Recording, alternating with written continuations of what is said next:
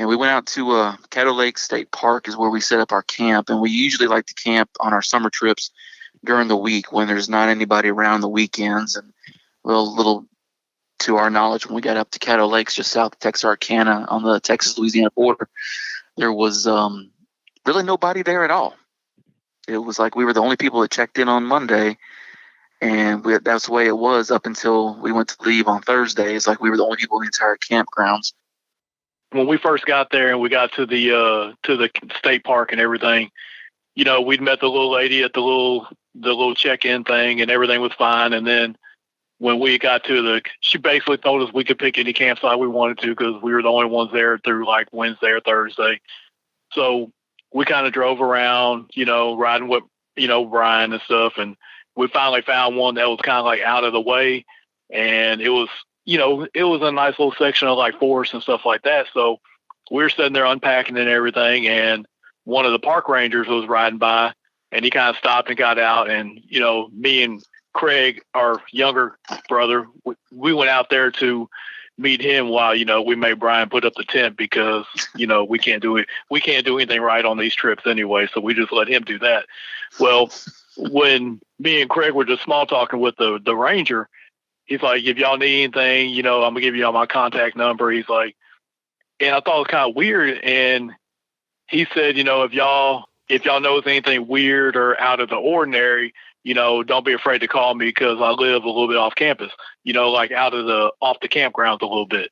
And I was like, what do you mean by weird? He's like, well, we have a lot of like people that come here that experience like weird things, like things walking around their campsites at night, things disappearing from their campsites and stuff like that. But he never got into what that really meant.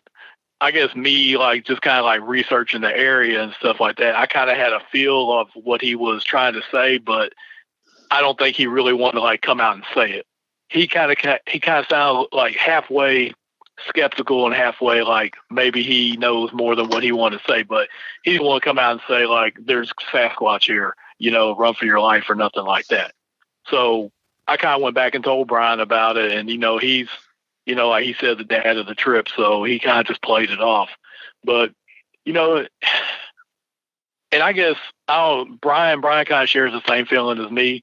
Our younger brother, he's out there, he does his own thing, but it was like a feeling like, I don't know, it wasn't like a normal woods feeling.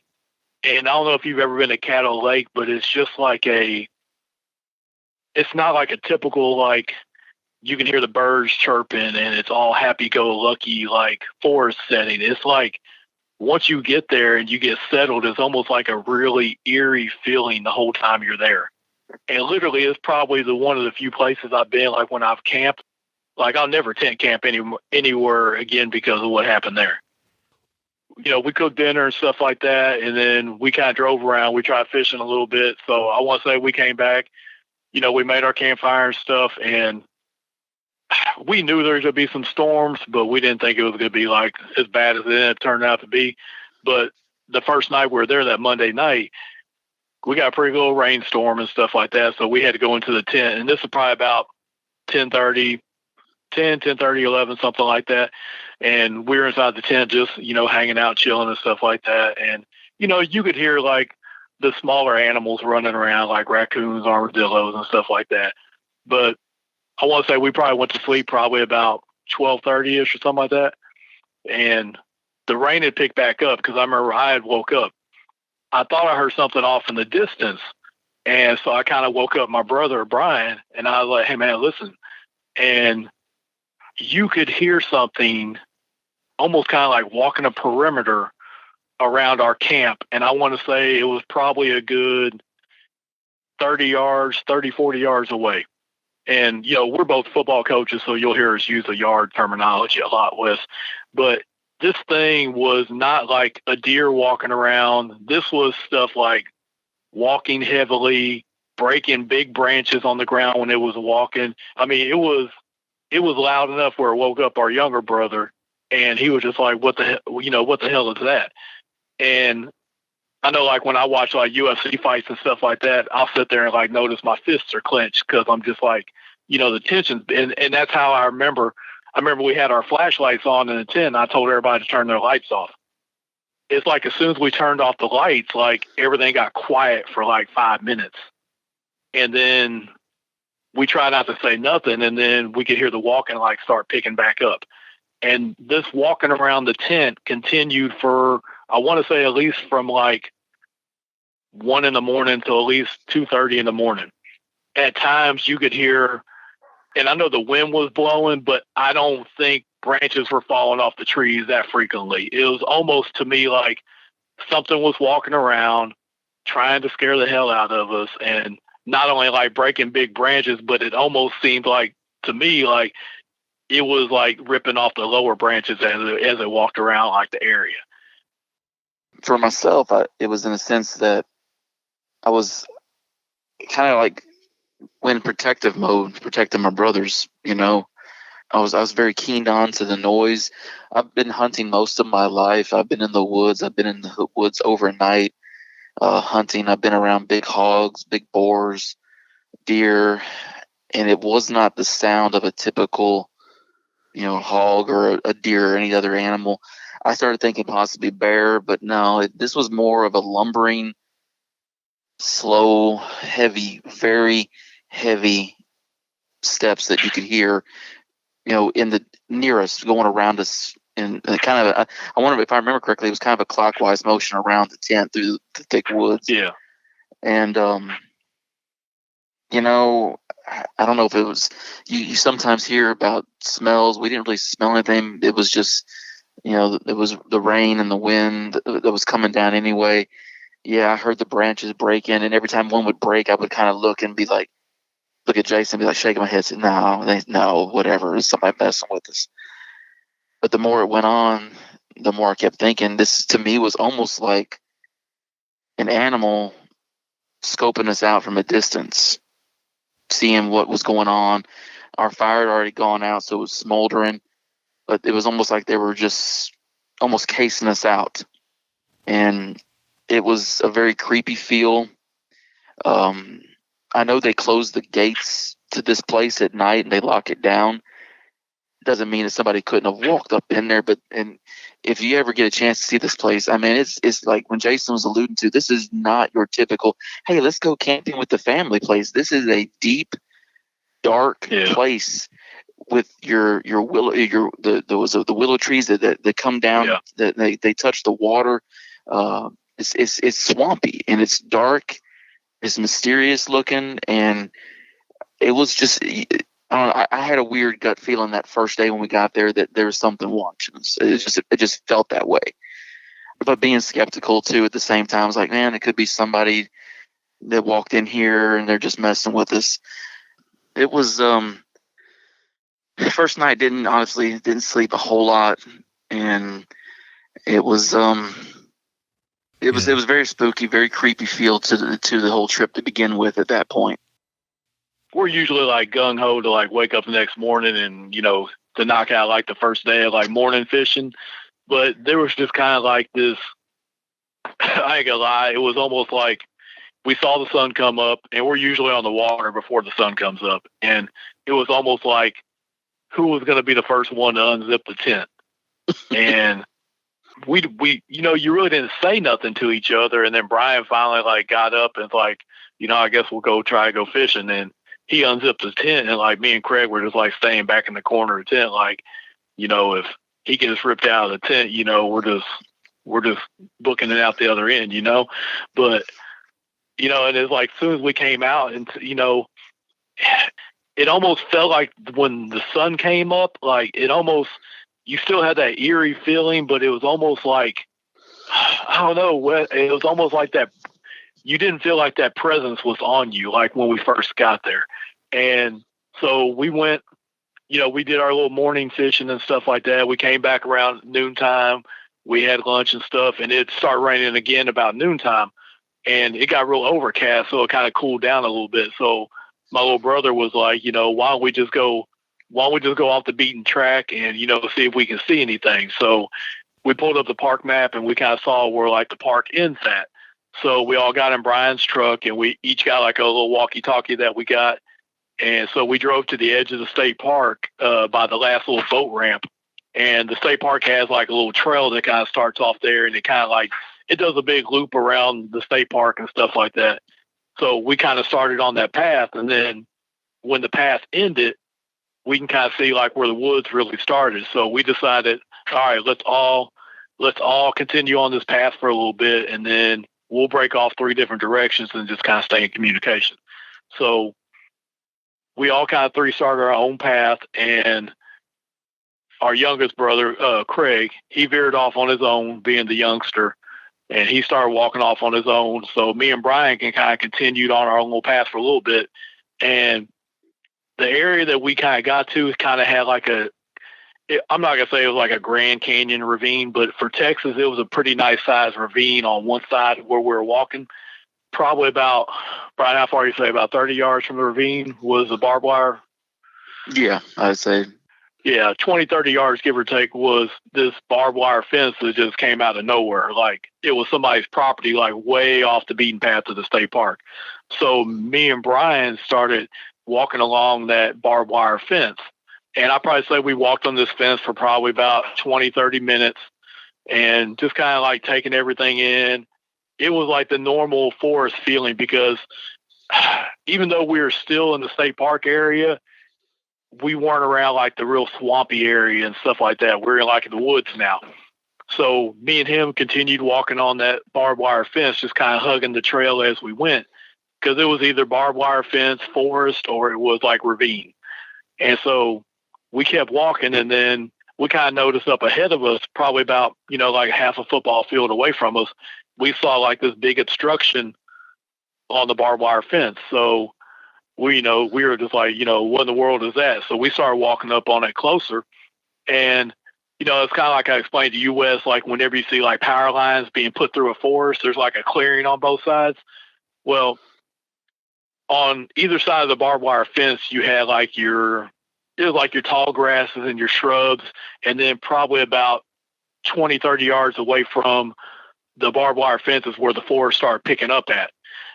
So we started like walking down to see what this big old mass was. And it's this, when we finally walked up on it, it was a giant section of a tree, probably about 6 or 7 foot tall. It was wide enough where I could have put my arms around it and my fingers still wouldn't have touched. And it looked like it was taken and just thrown on the barbed wire fence. And the barbed wire fence was like a completely slumped over. On each side of the log, there was a massive puddle on both sides of the log, like the entry point and the exit point, where it looked like something was using that log as like an exit over the barbed wire fence or an entry.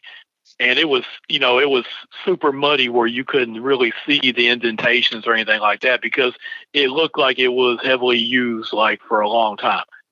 And from there, we kind of like, we both kind of like looked at each other like, and then you kind of look around and like, look where the tree could have came from. And there's no way that log, that big old section of that tree could have got there, falling out of another tree or doing something like that. And the whole premises of, why was it the only one even close to the barbed wire fence like that? And with all the stuff, and Wes, we're so far away from civilization at this point. I mean, I know it wasn't like a bunch of teenagers using that as their little fence jumping thing and stuff like that.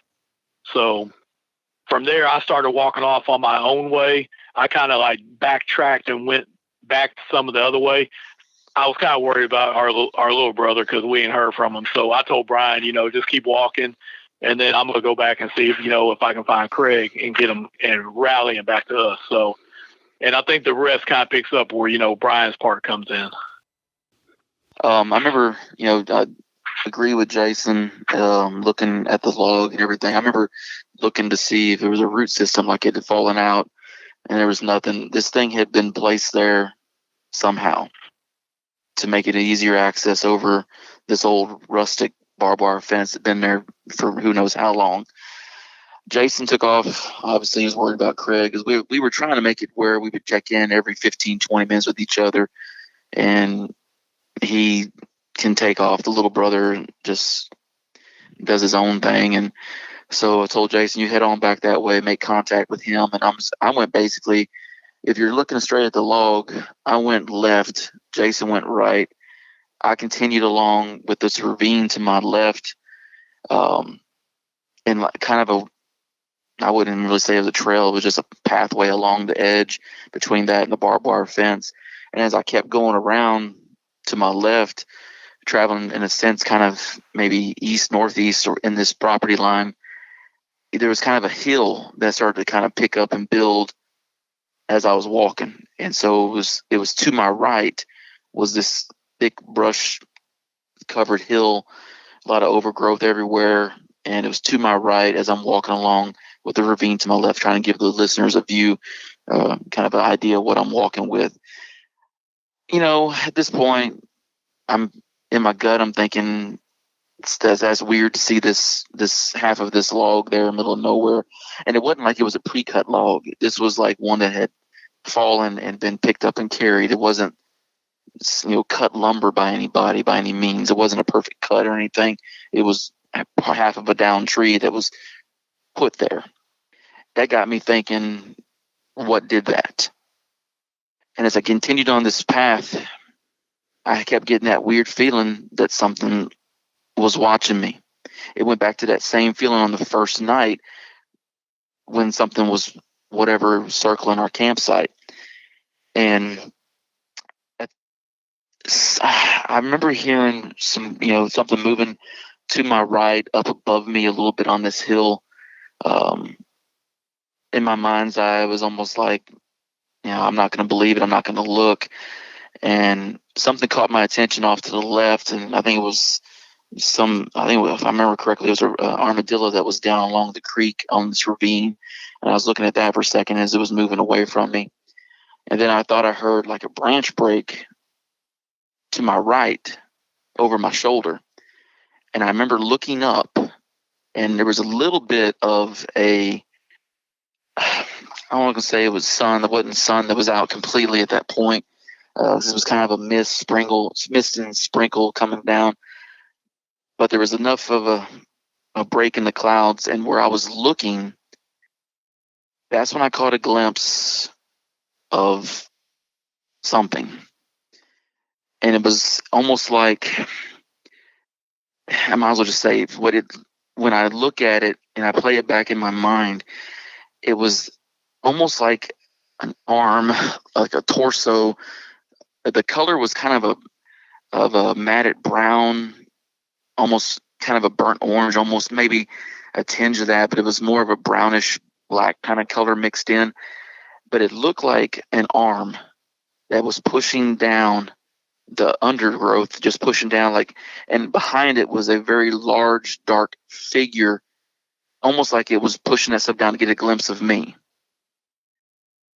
And I just froze and I looked at it, and then as quick as it had pushed that down, it let the undergrowth go, and you could see the shrubs and the trees kind of shake there, and then it stayed put there. At this point, I was trying in my mind, trying to play it off. Was it a deer?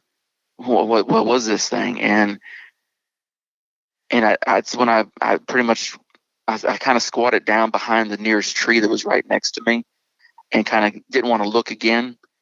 And I called Jason I called the guys on the walkie, and I let them know that I just saw something. And I think at first they thought I was joking with them, but I think by the time they heard my voice, they realized that I wasn't joking.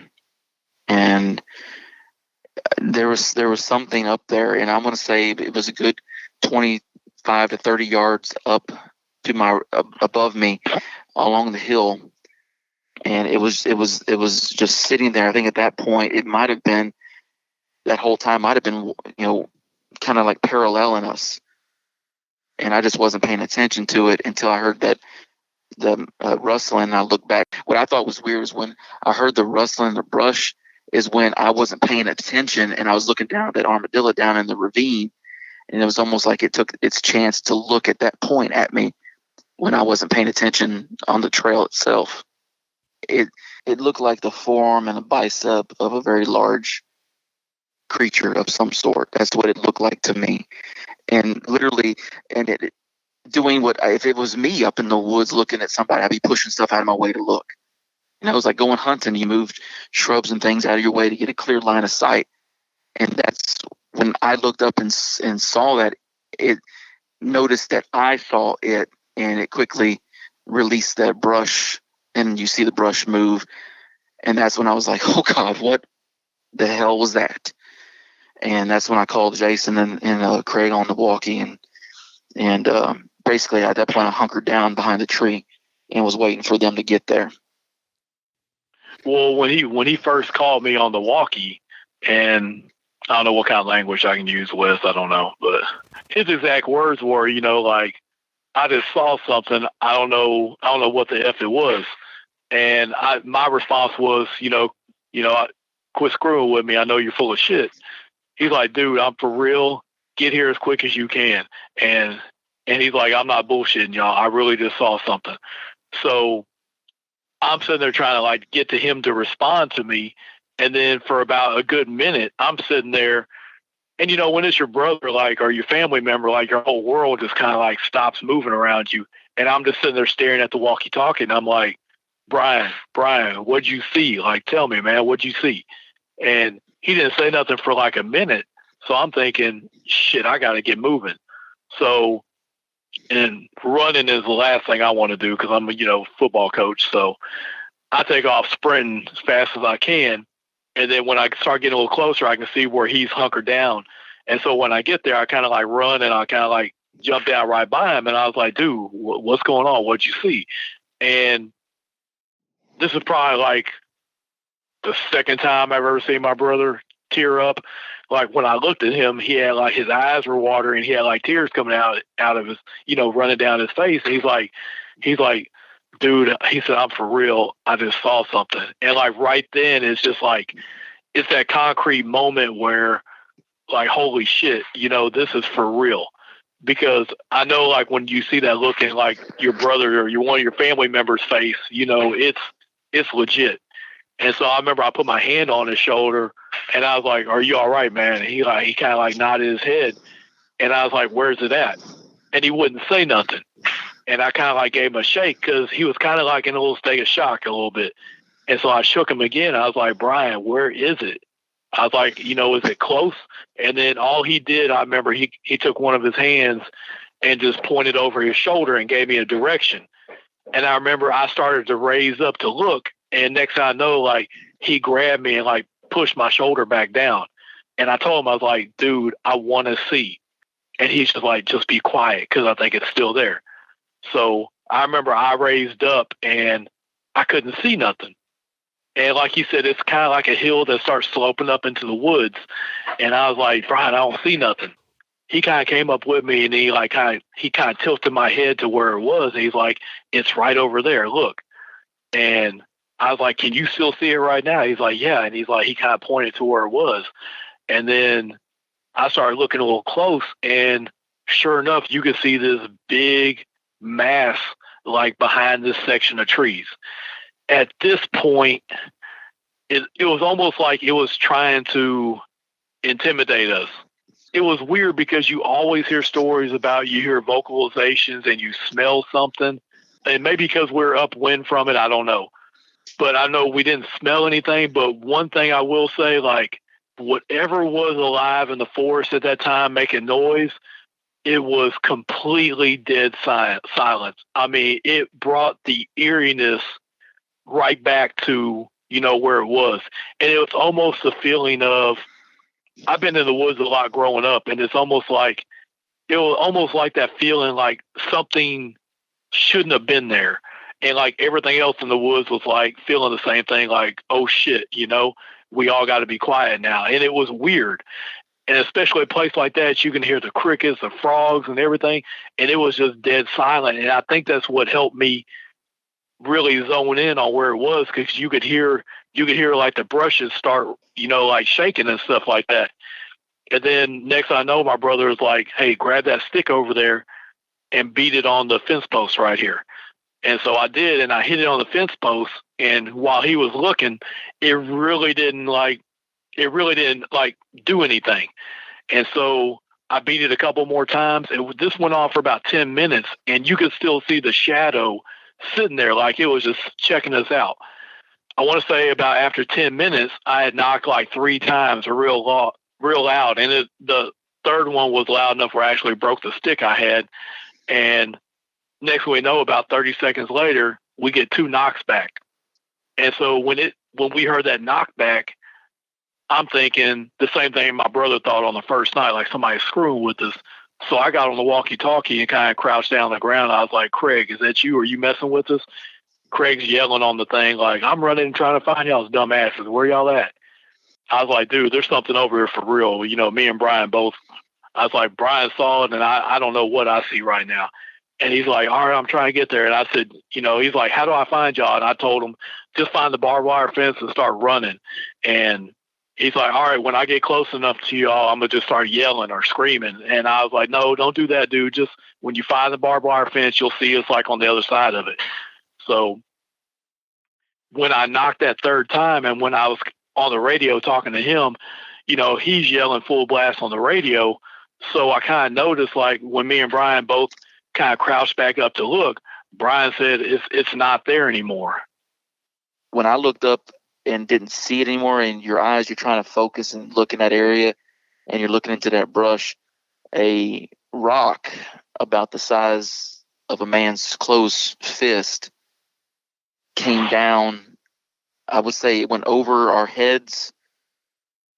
I would say it was it was to the right of you, Jason, from what I remember. Yeah. And it went across that path and kind of stopped almost towards the ravine.